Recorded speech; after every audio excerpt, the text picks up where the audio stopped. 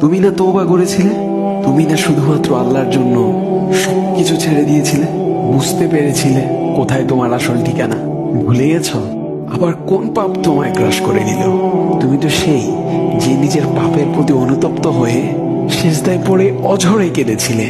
তাহলে আবার কেন দুনিয়ার ধোকায় পড়ে গেলে? কেন ভুলে গেলে কোথায় তোমার আসল গন্তব্য? তুমি কি হার মেনে নিয়েছো নফসের কাছে? তুমি এত দুর্বল, ভুলে গেছো তুমি কার বান্দা? কে তোমার রব? তোমার রব তো সর্বশক্তিমান।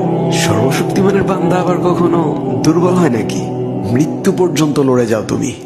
শয়তানকে দেখিয়ে দাও তোমার ইমানের পাওয়ার। শয়তানের ধোকায় পড়ে অনেক পাপ করে ফেলেছো, তাই নিরাশ হয়ে গেছো তুমি, তাই না? তুমি কি জানো না তোমার রব কতটা মহান? তিনি তো তোমাকে ক্ষমা করার জন্য অপেক্ষা করছেন। তাই ফিরে আসো সেই রবের দুয়ারে, যার দুয়ার কখনো বন্ধ হয় না। ভিডিওটি ভালো লাগলে একটি শেয়ার করে দিবেন, হয়তোবা আপনার একটি শেয়ারও কারো হেদায়েতের ওসিলা বনে যাবে।